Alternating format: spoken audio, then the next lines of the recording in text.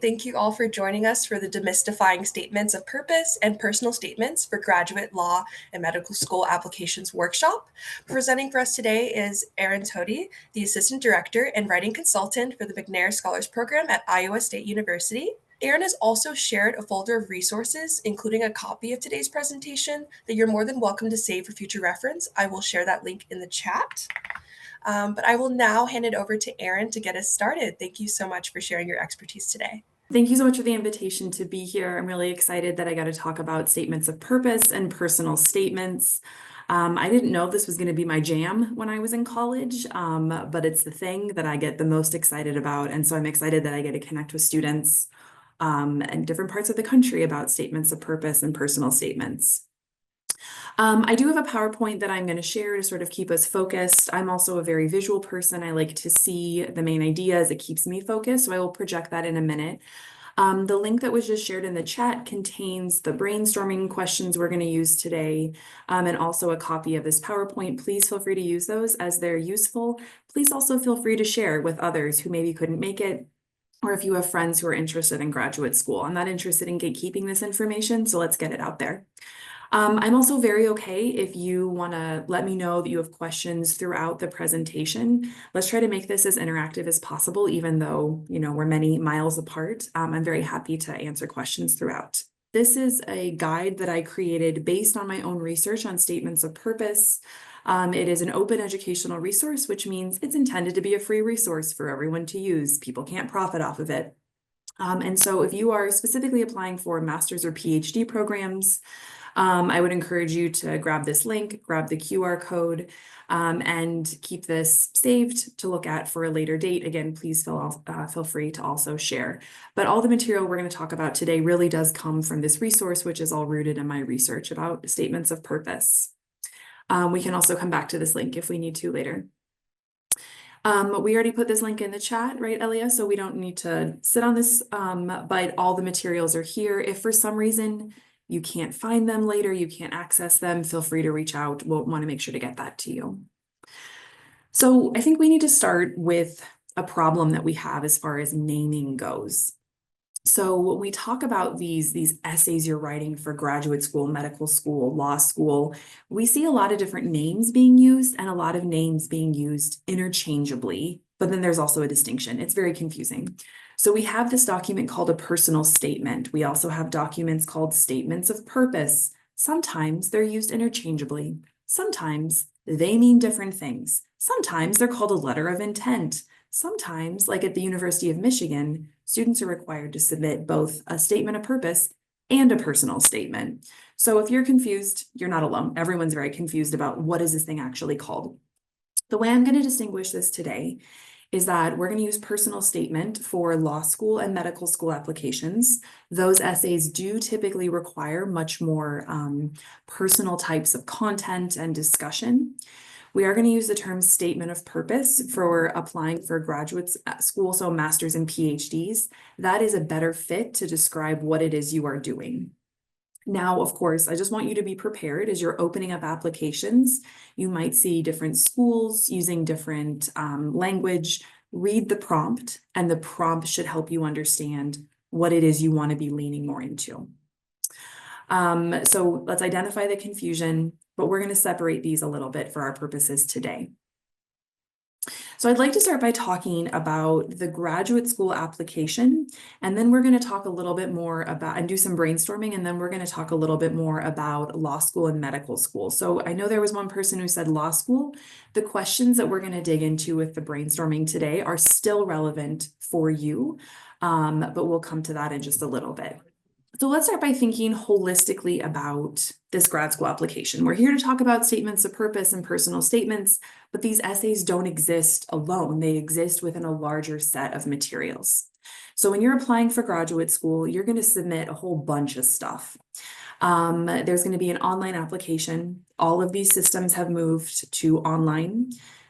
I believe all of them have moved online now. You're going to fill out demographic information, other stuff to upload. You'll also need to include a transcript of your undergraduate coursework. That might be official, it might be unofficial. Check what the program asks for. You'll also need to upload a CV or a resume. We don't have time to cover the difference between a CV and a resume, but what I will do is upload some extra materials to the Google folder so that if you haven't heard of a CV before, you want to look at more resources, we can get you support for that. But basically, CV and resume is an overview of the different academic and professional experiences that you've had. Some of you might be required to take the GRE, which is the graduate record examination. This is a really shifting landscape. Some programs require it, other programs don't require it. Sometimes it's optional. Again, check the application to see what they're requiring. And if you don't need to take it, you don't need to take it. For law school, there'll be the LSAT, which is required, and for medical school, obviously the MCAT. You'll also need to submit letters of recommendation. The requirement is typically 3. And the goal here is that you want to have somebody who can speak to your ability to be successful in a graduate program. So this is very often a professor, a research advisor, somebody who can talk about how you've been successful in the classroom or in your research endeavors. So then we also come to this statement of purpose. And if we're not really sure what we're supposed to write about, sometimes it's helpful to think about what else we're submitting. One of the number one things we see students doing is in their statement of purpose, they start by just summarizing what they have done. Well, that might make sense for starting, but then if we think about summarizing what we've done, that's what our CV and resume is doing, which starts to tell us that this statement of purpose has a different function. It's doing something different. It has a different purpose in the application. So that's what we're going to talk about today. What is this core to this statement of purpose? So let me just give you a very brief background about my research, because my research is directly informing these goals and what we're supposed to do in the statement of purpose.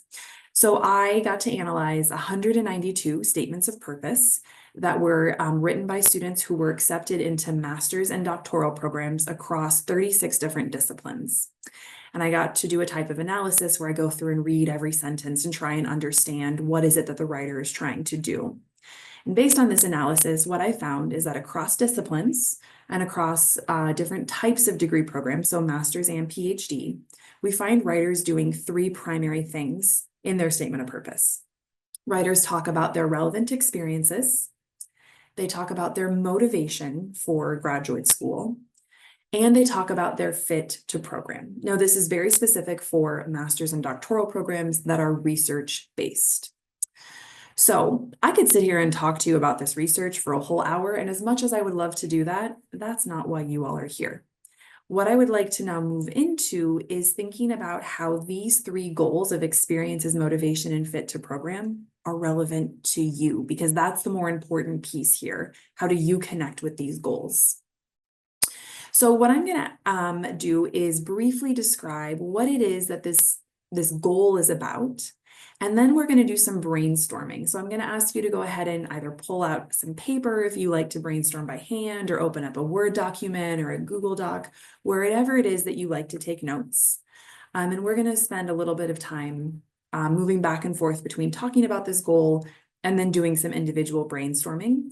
Later in the session, we will expand upon the brainstorming, and I'll ask you to chat with a partner for a little bit. So one thing you'll notice here is the framework talks about experiences, motivation, and then fit to program. And that's often how we see a statement of purpose structured. What you'll notice here is I'm starting with motivation first. And that's because motivation is the heart of that statement of purpose. So your for wanting to pursue a graduate degree is related to your specific research interests, your career objectives, the thing you want to do. And we need to start there because that's the heart of this document. Because if we go back to that whole circle of all the materials that are required for the grad school application, there's no other place where you get to talk about what your motivation is. So I want to start here. So here are some questions I would like you to start thinking about. You can pick any one of them, you can bounce around between them, and there's no right or wrong way to brainstorm. Just want you to start exploring the ideas. So I want you to consider questions about, why do you want to go to graduate school? So for my person who wants to do cybersecurity, why do you want to go study cybersecurity? What about it is cool to you? Why would you want to study that thing? Why is it important? Why does it matter? I also want you all to think about, what do you want to study and why? So for the person who wants to go and study Hispanic studies, why do you want to study that thing? Why does it matter? Why is it important? Why do we care about it? Why do you care about it? I also want you to explore, where does this motivation come from? For some of you, this might come from a very personal place. For others, it might come from your research interests or research that you've engaged in, your different experiences, or maybe professionally. And then I also want you to think about, what kind of an impact do you want to have in your career? And this might also ask you to start thinking about, what are these larger career goals that you have? Do you want to go and work at a university? Do you want to work in policy for government? Do you want to work in industry? Are you not sure yet? So let's take a couple of minutes to sit and reflect on our responses. Remember, writing is thinking, and thinking through this is going to be a really meaningful way to start with the statement of purpose. So Cora's talking about wanting to go into information and library science because they want to work in archive studies. Okay, so very clear connection between wanting to do a type of degree and a particular outcome of the work they want to do. Thank you, Cora, for sharing. Catherine, just skimming through. Okay, Catherine's talking about this interest in linguistic changes and language evolution, language acquisition and learning. My background is in teaching English as a second language and applied linguistics. Sounds like a fantastic area to study. Allie's wanting to pursue a dream of becoming a lawyer and having a career that will better others' lives and communities. Absolutely, this desire to pursue a law degree has very clear impacts on communities, on understanding the law and applying it.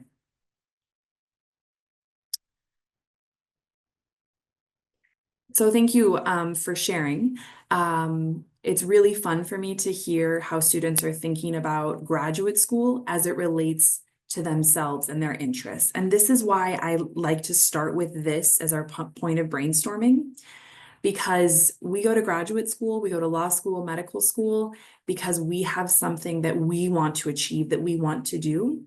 And it is often rooted in this desire to serve others, to help others, to do research that is beneficial, to explore this question that we just can't stop thinking about. And so this is a really important part of writing a statement of purpose or a personal statement, is to figure out, what is that internal motivation that is driving you to want to go and do more school after you finish this degree. Let's go ahead and move on from motivation to the next part of the framework for the sake of time. So I'd like to transition now to thinking about our experiences. So here I'm asking you to think about relevant experiences you've had, which have informed and prepared you to pursue a graduate degree. Now, I want to be careful with the word relevant here, because what is a relevant experience for you might not have been a relevant experience for me. And so you might even start thinking about a little bit of cause and effect or connection between this experience you've had and how it's starting to connect to this interest that you have or this motivation.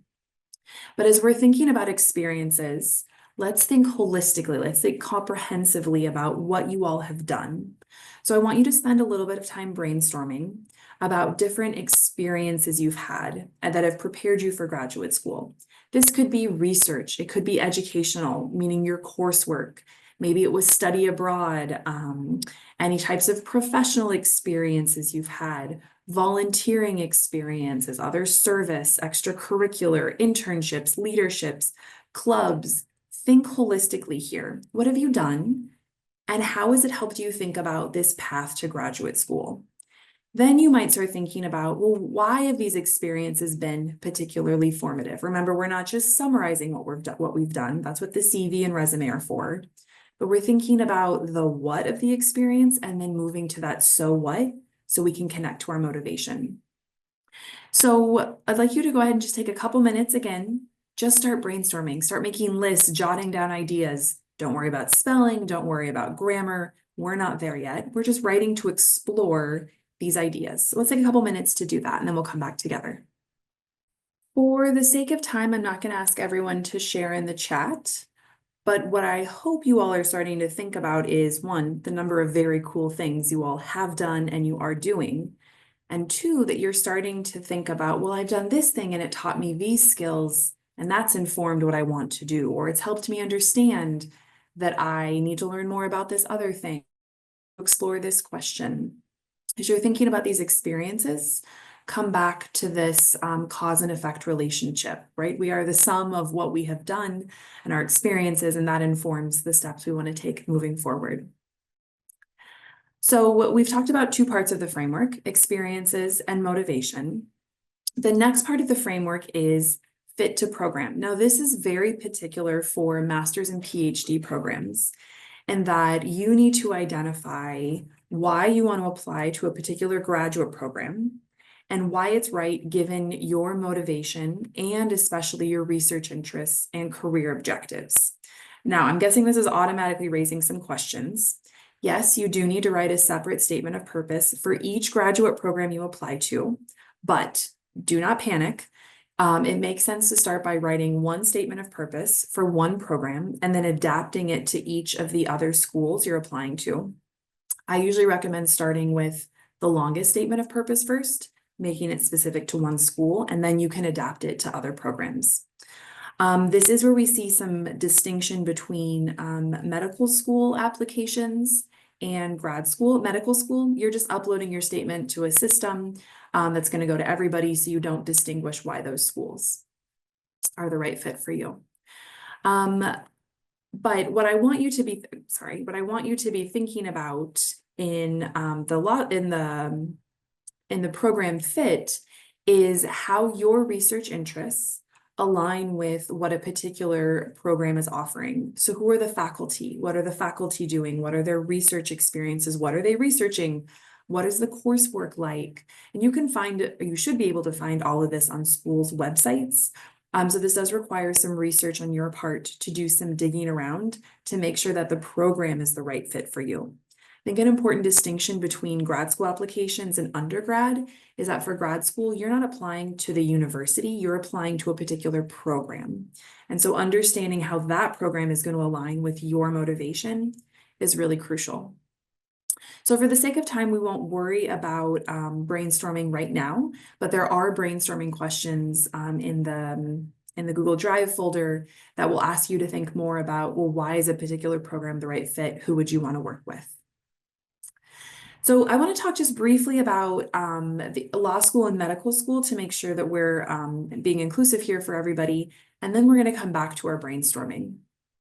So the law school application is very similar to the grad school application, right? We have this online transcript, or sorry, the online application, we have the transcripts, the CV or resume, you've got the LSAT, you'll need letters of recommendation, but the law school has a personal statement rather than a statement of purpose. You are going to definitely see some overlap, but when you're thinking about addressing this personal statement for law school, this is more about like giving a personal sense of who you are, the voice you are bringing into the class, to the entire cohort. You're really demonstrating what it is that you will be contributing. So here you might talk about life experiences, your perspective, and then really, the reasons that you want to study the law, and what it is you want to do. How does it align with your objectives? You might also discuss your commitment to the law and particularly a passion for a specific policy or a particular issue.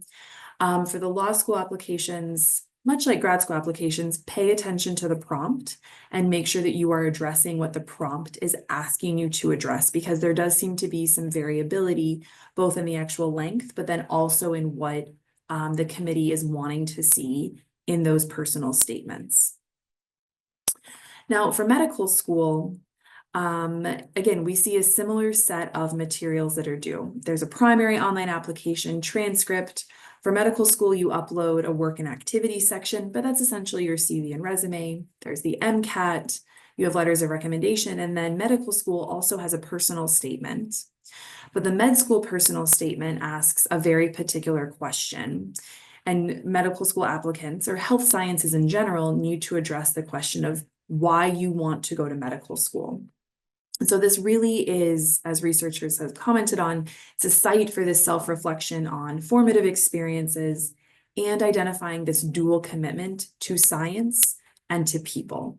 And so that's really important that any health sciences applicants address this duality of I'm committed to science and I'm committed to people.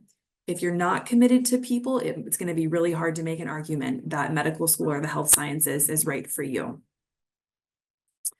So an effective med school personal statement is going to be, it's going to be reflective, very introspective. It's going to be a clear statement of what you've learned from your experiences. Notice that answering why and so what, not just the how.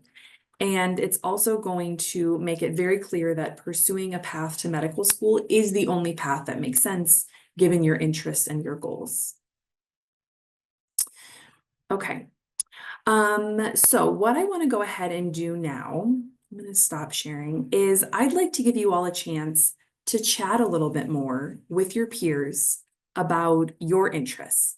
So I'm going to go ahead and ask Alyssa to put us into breakout rooms. Let's do groups of 2. Well, let's go ahead and do 3 or 4. Let's do 3 or 4, or however it shakes out. I'm going to ask you to go ahead and go into this breakout room and talk through some of your brainstorming in your group. Share whatever you're comfortable sharing. Of course, some personal experiences don't need to be shared with everybody, but in your group, make sure you're talking through your relevant experiences. Definitely talk about that motivation. And if you're starting to think about particular programs, you might start thinking about that. Feel free to ask each other questions for clarification. But this is really a chance to sort of practice talking through these ideas. We'll go ahead and be in these groups for, let's say, like 6-7 minutes-ish. And we can go from there and then see if we need some more time. So I think if the breakout rooms are ready, we can go ahead and send you in. Thank you, Alyssa, for setting those up, and happy conversing, everyone. Thank you all so much for participating in the breakout rooms. I want to be mindful of time and make sure that we use it in the most effective way. So what I think I'd like to do is give a little bit of space for anybody who would be interested in sharing a little bit about their brainstorming or what they shared in their group so that we can start to think collaboratively about like how we're understanding this framework of experiences, motivation, and fit to program. So would anyone be interested in sharing? Catherine, do you want to go ahead and share? Yeah, sure. So I sort of touched on it, but I'll touch on it a little more directly here in front of everyone. But for me in particular, I don't have a ton of like traditional sort of academic research experience. For almost my entire undergraduate career, I've been juggling like school and like working a sort of 9-to-5 style job the entire time. But that doesn't mean that I didn't have relative like experience that still directly contributed to my interest in studying for my Spanish MA and in particular linguistics and translation and interpretation and that sort of thing. So in my personal statement or my statement of purpose rather, I have like a rough draft that I already wrote like about a week or so ago. But my like kind of here's what my experience is and what I can bring to the table for the program was centered more on like my professional experience and my personal experience as it relates to these programs, since I don't have the sort of more traditional academic research, just to be able to still highlight, like I have been involved directly in these fields of study, and here's why that contributed to what my interests are now, for anyone else who might be feeling a little bit the same way if they've been sort of like a non-traditional student the whole time. Catherine, thank you for sharing that. And I think for highlighting maybe one of the limitations of the way I was addressing this, I really appreciate your voice here. So this come back to this idea of relevant experience. For many of you, relevant experience doesn't have to be I sat in a lab and I did bench work or I did field work. There's a lot of different reasons that experience could be relevant, could be meaningful to how you have developed your interests. And so I definitely think as you are thinking through what you have done in your life, think comprehensively and don't discount it. Because in fact, maybe a lab wants somebody who's coming in with a really unique and different set of experiences than someone else. We don't want everybody to be cookie cutter molded the same way. Your experience is valid, it is valuable, and we can definitely bring that into the statement. So thank you, Catherine, for making space for that here. I appreciate that. Yeah, thank you. I think that, let's see, Ellie, I think you offered to share. I'd like to give the floor to you if you'd like to. Yeah, I'll keep it a little bit brief for the sake of time. But so again, I am currently pursuing a master's in clinical mental health counseling.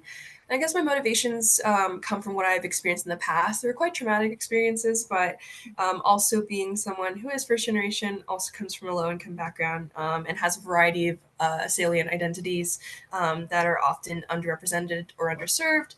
I really want to be a pillar for people who have the same experiences as me, while also giving them the tools that I was unable to afford as a child. So yeah, I guess that those are like my main motivations, so to speak. Alia, thank you for sharing that. I really appreciate your willingness to share that in this space.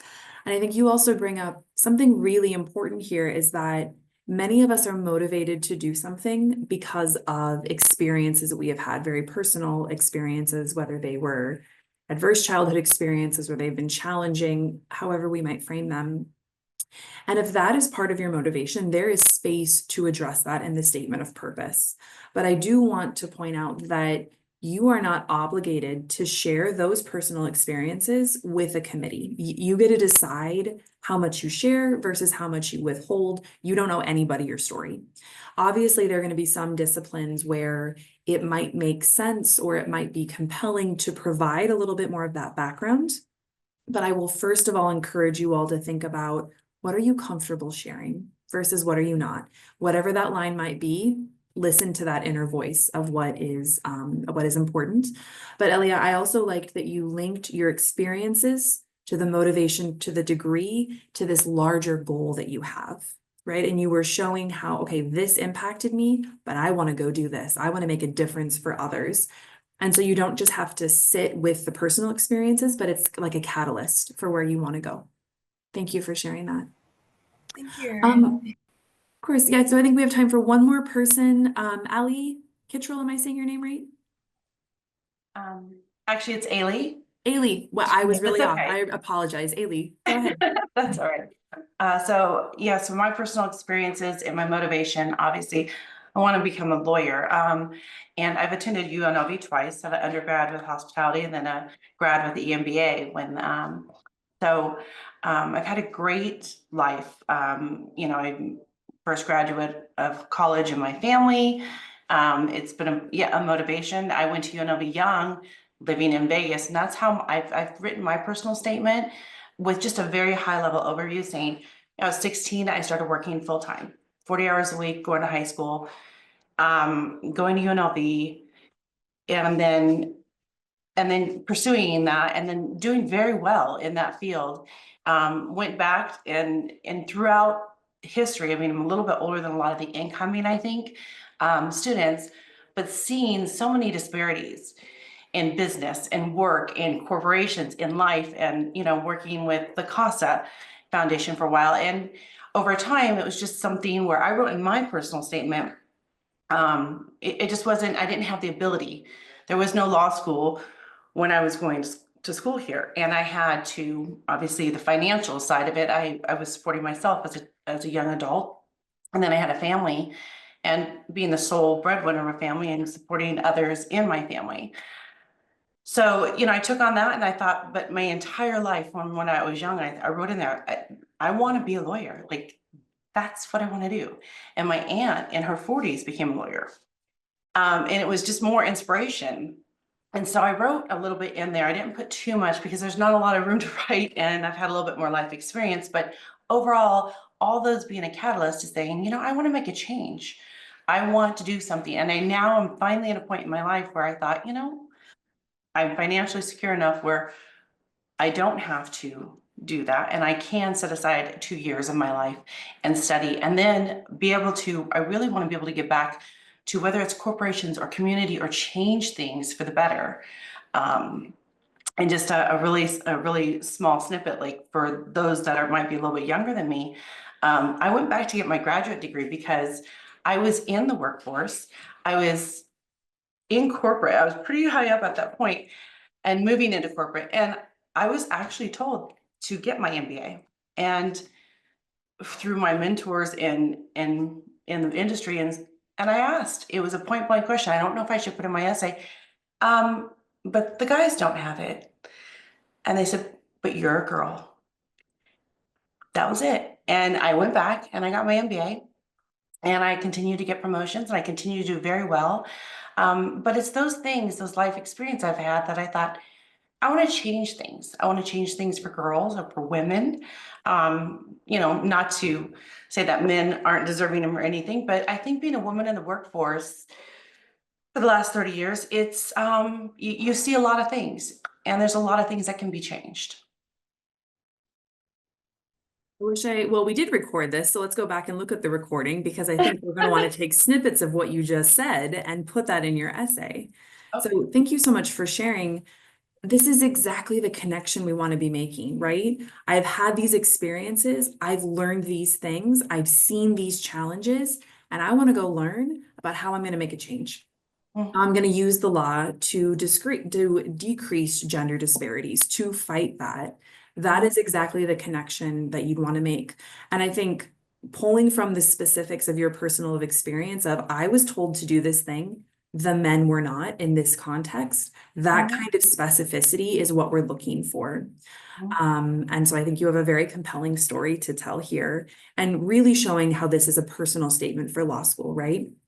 These personal experiences, and it is directly influencing my desire to go get this degree and make this change with this degree. Thank you for sharing. I appreciate that. Thank you. I think we're also touching on this idea that trajectories are not always linear. That's okay. Like we said earlier, grad schools, law school, med school, they don't want cookie cutters. They don't want everybody to be the same. And so your path is your path. Own that. There is meaning and value in that.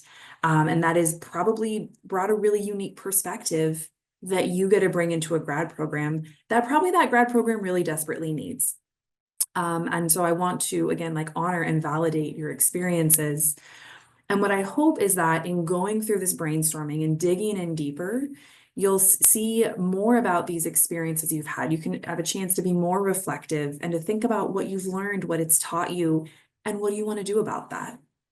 And so I think that leads us to sort of bringing this all together and thinking about, okay, so what are your next steps? You have this brainstorming you started. What are you going to do next? Well, luckily, I've got some homework for you, so you're not bored. I want you to continue to work on your brainstorming, and I want you to start then continue that ideation phase, writing to explore, and then start working to develop a draft. We want to strongly encourage, demand feels like a strong word, but have you go to the Writing Center to get feedback. We have folks from the Writing Center here, Dr. Erin Zimmerman. I know her, she's fabulous, hence the Writing Center is fabulous. That's how this works. To go and work with the consultants to get some feedback. Erin, anything you want to say about that? Just that our consultants really like working with folks on personal statements, and come at any point in your process. So if you want to come tomorrow having done nothing but your brainstorming from today, that's totally fine. You don't have to have, a complete version of whatever you've written. So anytime along the way, schedule an appointment or drop in to see us. Thank you, Dr. Zimmerman. Having worked in a writing center, sometimes coming earlier in the writing process is better because you spend time processing those ideas rather than just staring at the screen with that blinking cursor in the blank page. We've all felt that, I'm sure. Okay, so visit the Writing Center to get feedback at any stage of the process. And then please work on preparing a draft of your statement of purpose or personal statement for our next workshop on March 11th. We're going to do some workshopping, peer review together. So you'll want to come with something so that you can be prepared to participate in that. So I know that we are right about at time, but at this point, I'd like to open it up to any questions that you have, any concerns that you have. I'm happy to stick around. Feel free to unmute yourself and ask, or if you want to put it in the chat, you can answer those questions too. Okay, Michelle, I see that you asked approximately how long should a statement of purpose be? Well, this is fun. There's a range, depends on the program. Typically, the longest we see is about 1,000, 1,500 words. The shortest I've seen is like 500 words. So I would start by aiming for about that 1,000 first, but look at specific schools you're interested in to see what they say. Okay, so I got a direct question of how does someone schedule with the Writing Center, Dr. Zimmerman? That's great. I was just answering that question in the chat as well. So feel free to give us a call. Our phone number, I'm going to put our phone number and information about scheduling online in the chat now. Oops, if I can type while talking. So you can give us a call. We can book an appointment for you. You can also book online through Rebel Success Hub. So the link that I put here, the writing-center/appointment, the instructions for how to get into Rebel Success Hub and schedule that way are there. But either one works. You can also just stop in to the Writing Center if we have somebody available. You can work with them right then, or we'll get you set up with an appointment. Other questions? Oh, where can students find this video Yeah, after? so after everything's edited, it will be posted to the Grad College YouTube channel. You can also, shameless plug there, we also have a variety of workshops that you can look at on the YouTube channel, but I especially recommend this one.